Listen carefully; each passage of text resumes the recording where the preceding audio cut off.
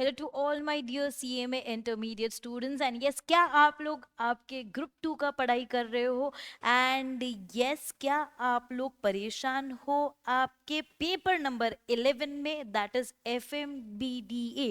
तो yes, your I am, जहाँ पे हम लोग आज डिस्कस करने वाले हैं all about the strategy of data analytics. So welcome to Aakash Agarwal classes, जहाँ पे आप लोगों को आपके सीएमए के एग्जाम्स को क्लियर करने के लिए बहुत सारी स्ट्रैटेजीज मिलेंगी और आप लोगों को DDT, दैट इज कंप्लीटली दिल दिमाग टाइम के साथ साथ आप लोगों को सीएमए बनाने के लिए पूरी तरीके से कोशिश करेंगी। सो यस, इन दिस वीडियो हम लोग डिस्कस करने वाले हैं कि डेटा एनालिटिक्स ये जो सब्जेक्ट है, ये आप लोगों का थ्योरी सब्जेक्ट है। तो ये थ्योरी सब्जेक्ट को आप लोगों को कैसे डील करना है, तो सबसे पहले मैं आप लोगों को एक चीज बताऊंगी, दैट इज आप लोगों को ये ध्यान में रखना है that this is the most ignored topic. Why it is most ignored? क्योंकि बहुत छोटा सा है ना, इसीलिए। मतलब बहुत सारे बच्चे बोलेंगे कि 4 चैप्टर्स ही है मैम, 4 चैप्टर्स करने का, और इतना छोटा सा टॉपिक, बाद में कर लेंगे, बाद में कर लेंगे, जब एग्जाम आएगा तब कर लेंगे, तब देख लेंगे। So yes, the very first thing, जब हम लोग ये पूरा स्ट्रैटेजी देखेंगे, उसके पहले आप लोगों को आपके दिमाग में एक चीज डाल के रखनी है, that is to all my dear students, आप लोगों को बिल्कुल भी ये सब्जेक्ट को इग्नोर नहीं करना है। बिकॉज ये सब्जेक्ट अगर देखा जाए तो FM is practical and data analytics is theory, most ignored theory रहती है। इसीलिए आप लोग आराम से जो मार्क्स स्कोर कर सकते हो उसको आप क्या कर सकते हैं, मतलब उसको आप क्या करते हो, बेसिकली उसको छोड़ देते हो। अगर हम डेटा एनालिटिक्स की बात करेंगे, आप लोगों को अप्रोक्सीमेटली 27 मार्क्स के लिए पूरा ये डेटा एनालिटिक्स आता है। 27 मार्क्स, जस्ट इमेजिन, जिसमें से आप लोगों को आते हैं 3 क्वेश्चंस जो कंप्लीट ब्रीफ रहते हैं, जो आते हैं आप लोगों को completely 7 marks, that is 21 marks. तो ये तो फॉर श्योर वाले है ही है। उसी के अलावा अगर मैं यहाँ पे बात करूं, MCQs आपको आते हैं। अभी तक का ट्रेंड ऐसा ही है, आप फॉर नाउ, कि 3 क्वेश्चंस तो आप लोगों को MCQ के आ ही रहे हैं। मतलब 3 into 6, that is 3 into 2, that is 6। तो 21 + 6 27 मार्क्स का आता है। Now it can depend completely कि MCQ शायद आपको 2 भी आ सकते हैं, राइट? 2 या 3 MCQs तो आप लोगों को आते ही आते हैं डेटा एनालिटिक्स के। So do not ignore this subject at all.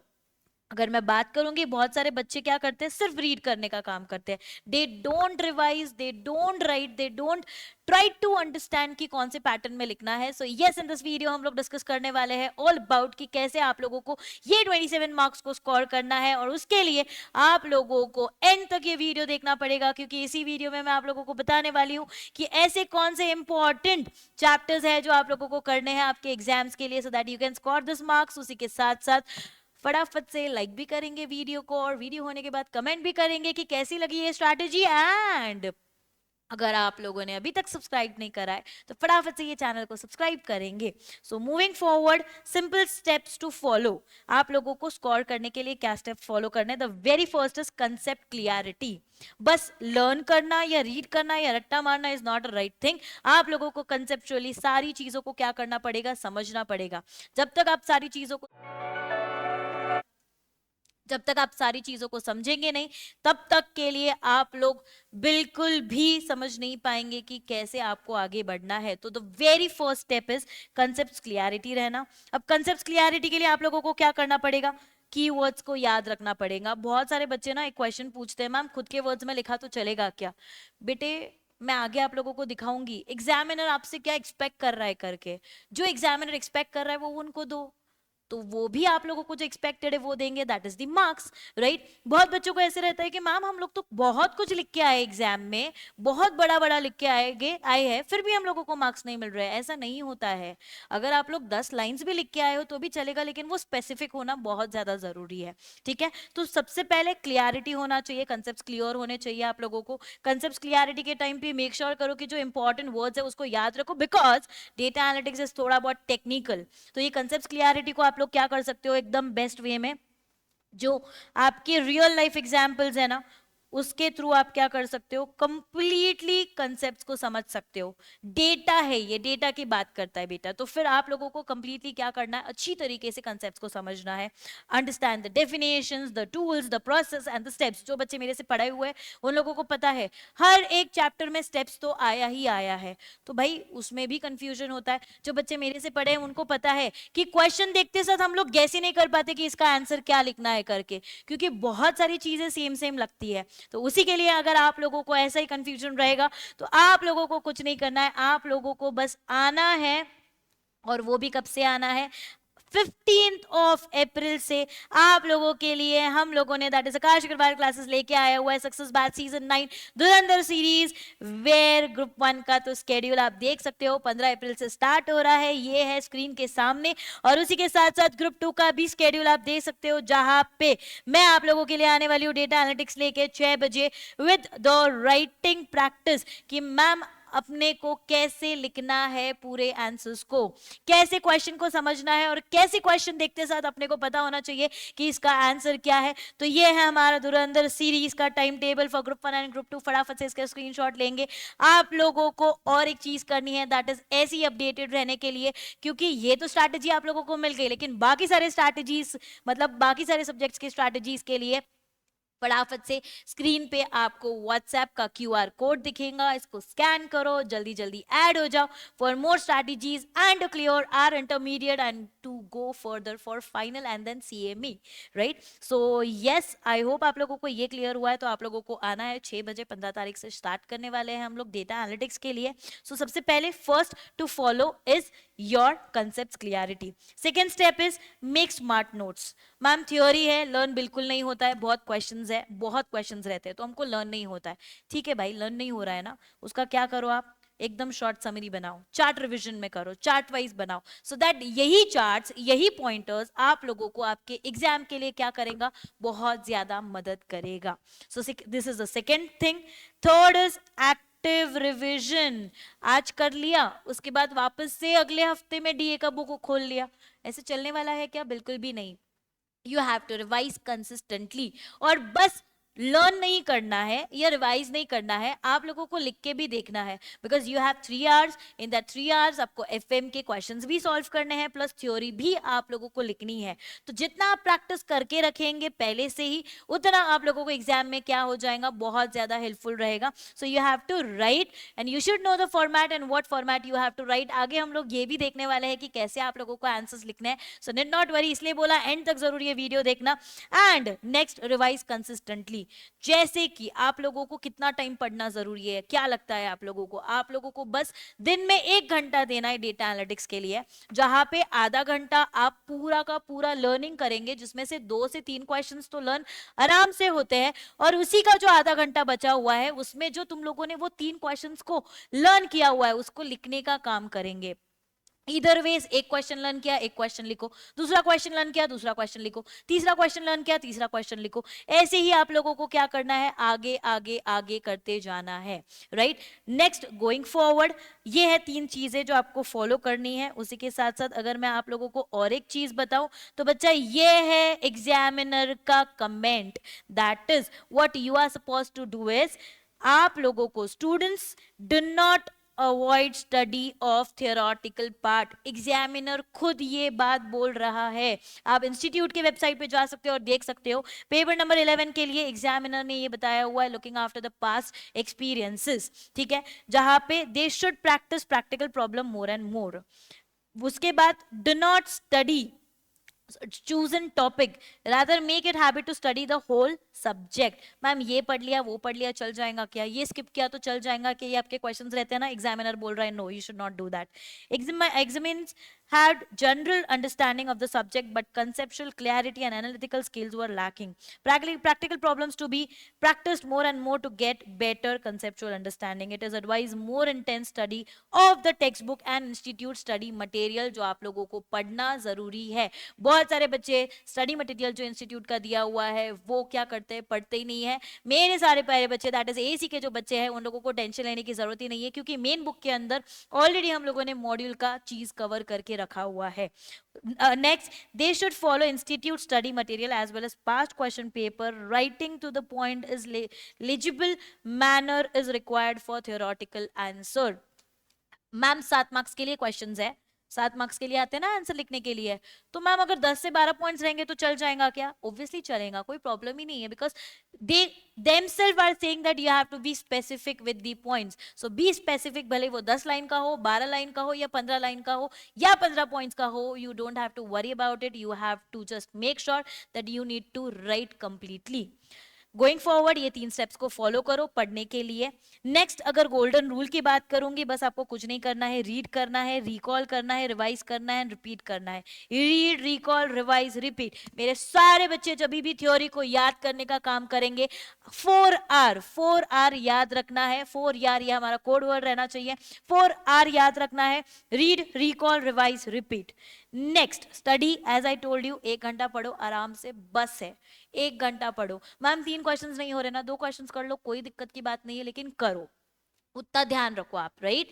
फिर गोइंग फॉरवर्ड, नेक्स्ट तुम लोगों को मैं स्टडी स्ट्रैटेजी बताऊंगी, बहुत मजा आएगा आप लोगों को ये देखने के लिए. How to study the chapters. Theory को पढ़ना कैसा है ये तो बता दिया कि what you are supposed to do, but अब उसको पढ़ना कैसा है. बेटे 4 चैप्टर्स है, अच्छी तरीके से डिवाइड करके टाइम देंगे तो आप लोगों का काम बनेगा. और उसी के लिए मैं आपको एंड में भी बताने वाली हूँ कि कौन से चैप्टर्स आप लोगों के लिए इंपॉर्टेंट रहने वाले हैं आपके एग्जाम पॉइंट ऑफ व्यू से. तो सबसे पहले फर्स्ट रीडिंग, 4 रीडिंग्स रहती है थ्योरी के लिए. सबसे फर्स्ट रीडिंग जो रहेंगी उसमें आप क्या करेंगे, अंडरस्टैंड कि कैसे आया ये कंसेप्ट, क्यों आया ये कंसेप्ट. प्रैक्टिकल एग्जाम्पल को रिलेट करके करो कि what is this, why it is happening, why it is happening, understand how. Second reading आपकी रहेंगी, सेकेंड रीड करते करते हाईलाइट द कीवर्ड्स. पहले मैंने बोला ना सिंपल स्टेप्स टू फॉलो, अब वो स्टेप्स को फॉलो करने के लिए आपको और क्या करना पड़ेगा वो हम लोग बात कर रहे हैं. फिर आया third, that is make short notes. And last है completely write the answers in the format needed, in the format needed. ठीक है, फिर आगे जाएंगे हम लोग, आगे बढ़ेंगे. अब नोट्स कैसे बनाने के, नोट्स की स्ट्रैटेजी क्या रहेंगी. आप लोगों को क्या यूज करना है, आपका फ्लो चार्ट यूज करना है, टेबल्स यूज करना है, बुलेट पॉइंट्स यूज करना है. उसी के साथ साथ अवॉइड क्या करना है, पैराग्राफ रट्टा मारना अवॉइड करना है. So these are the note strategy.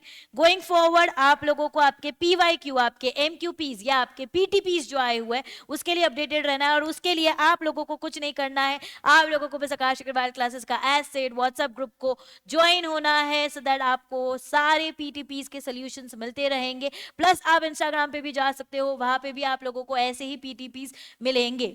उसके साथ साथ, उसके अलावा नेक्स्ट आपको सॉल्व करना है. बस सॉल्व नहीं करना है, सॉल्व करते साथ साथ आप लोगों को ये भी देखना है कि ऐसे कौन से क्वेश्चंस हैं जो बार बार रिपीटेटिव आते हैं, जो बार बार लगातार पूछे जा रहे हैं, वो क्वेश्चंस पे ज्यादा फोकस करो. लेकिन इसका मतलब ये नहीं कि बाकी के क्वेश्चंस को फोकस मत करो. प्लस प्लस ऑल्सो आप लोगों को केस स्टडी के फॉर्मेट में भी क्वेश्चंस आते हैं, उस पे भी ध्यान देना है. केस स्टडी को कैसे सॉल्व करना है उसके लिए वापस से बोल रही हूँ, धुरंधर सीरीज में आना है जो AAC ने लॉन्च करा हुआ है एंड जो 15 अप्रैल से स्टार्ट होने वाला है. फेज वाइज रहेगा, फेज वाइज में बाकी बहुत सारी चीजें होती रहेंगी. एंड लास्ट है प्रैक्टिस आंसर फॉर्मेट. उसके बाद प्रेजेंटेशन स्ट्रैटेजी. आपको जो प्रेजेंट करना है फॉर्मेट वाइज में क्या करना है, हेडिंग्स लिखने हैं, उसके सब पॉइंट्स लिखने हैं, और कीवर्ड्स जो है उसको क्या करना है, आपको मार्क करना है. And the thing you are supposed to avoid is big paragraph. Big paragraph, बड़े बड़े पैराग्राफ्स को आपको अवॉइड करना है. राइटिंग विनिंग फॉर्मूला आपका बस ये है, कंसेप्ट को समझो, नोट्स बनाओ, रिवाइज करो, राइटिंग प्रैक्टिस करो. सिंपल, आप लोगों को गारंटेड बहुत अच्छी तरीके से स्कोर करेंगे. Right, so yes, this was the strategy what you are supposed to follow for your paper number 11 in your data analytics, that is BDA, business data analytics. And now I am going to tell you the important topics which you are supposed to do for your exams. That is, अगर आप लोग देखेंगे आप लोगों को BDA के अंदर 4 chapters है. अब कंफर्म समझ के चलो, looking after the past experiences, past tense, past papers में जब भी हम लोगों ने ट्रेंड्स में देखा हुआ है उसके हिसाब से मैं आपको बता रही हूँ. क्वेश्चन नंबर 2B ना, क्वेश्चन नंबर जो आप लोगों का 2B है वो हमेशा कौन सा आता है, question number 2B is always always always your chapter number 4 का आता है. ठीक है. फिर question number 28A, question number 8A question paper आप लोगों के हाथ में आया ना, क्वेश्चन पेपर जब आप लोगों के हाथ में आता है, आपको कहीं पे भी नजर घुमानी नहीं है, आपको डायरेक्टली समझ में आ जाएगा, एक्सेप्ट एमसीक्यूज, आपको डायरेक्टली समझ में आ जाएगा। क्वेश्चन नंबर 2 भी हमेशा आपका कौन सा रहने वाला है, डेटा एनालिटिक्स का रहने वाला है। फिर उसके बाद डायरेक्टली जाएंगे क्वेश्चन नंबर 8 ए और बी। क्वेश्चन नंबर 8 ए और बी हमेशा वापस से बोल रही हूँ आपका कौन सा रहने वाला है, डेटा एनालिटिक्स के रहने वाला है। ऐसे 3 क्वेश्चन जो मैंने आपको बोला हुआ है वैसे आएंगे। तो क्वेश्चन नंबर 8 बी हमेशा चैप्टर नंबर 1 का ही आता है। तो ये तो दोनों हमेशा से क्या है, स्पेसिफिक वाले टॉपिक्स है, ये तो दोनों हमेशा से क्या है, स्पेसिफिक है। Always specific, always always always specific. बस चेंज होता है तो क्या होता है, क्वेश्चन नंबर 8 बी जो आपको चैप्टर 2 का भी आ सकता है, या 3 का भी आ सकता है, या 4 का भी आ सकता है। Looking after the past experiences और पास्ट ट्रेंड्स, हम लोगों ने देखा हुआ है दैट इज दिसंबर अटेम्प्ट में हमेशा question number 8 B chapter number 4 का आता है। बट देन डिपेंड अभी आप लोगों को कौन सा आएगा, आपके अपकमिंग एग्जाम्स में कौन सा आएगा वो डिपेंड करेगा, right. So these are the important things which you have to keep in your mind. So yes, इसका मतलब यह है कि आप लोगों को 2 चैप्टर्स तो करके ही जाने हैं। एक है आप लोगों का चैप्टर नंबर 1 और एक है आप लोगों का चैप्टर नंबर 4 जो आपको टोटली 14 मार्क्स देगा। लेकिन एज एग्जामिनर सेड आप लोगों को बाकी के टॉपिक्स को स्किप नहीं करना है, बिकॉज जो चैप्टर नंबर 2 है, 3 है, उसके लिए आप लोगों को क्वेश्चन 8 बी में क्वेश्चंस आ सकते हैं। प्लस अगर फॉर एग्जाम्पल यहाँ पे क्वेश्चन नंबर 8 बी में 3rd चैप्टर का आया, तो क्वेश्चन नंबर 2 का आपको एमसीक्यू में कोई भी क्वेश्चन आ सकता है। इसीलिए prior basis no doubt these both chapters, but then later on आप लोगों को चैप्टर 2 भी करना है और चैप्टर 3 भी करना है, जो बहुत ईजी है।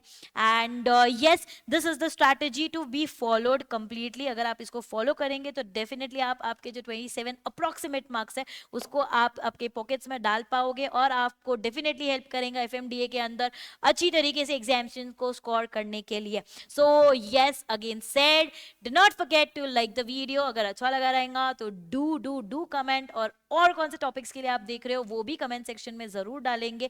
उसी के साथ साथ जरूर अपने फ्रेंड्स के साथ भी शेयर करेंगे। And as said, Dhurandhar series हमारी आ रही है 15 अप्रैल से, सो बिल्कुल भी भूलने का काम नहीं करेंगे। वापस से बता रही हूँ, ये है आप लोगों का time table of Dhurandhar series, right. Group 1 and group 2 also अगर आपके फाइनल के फ्रेंड्स रहेंगे तो उनको भी जरूर जरूर जरूर शेयर करना।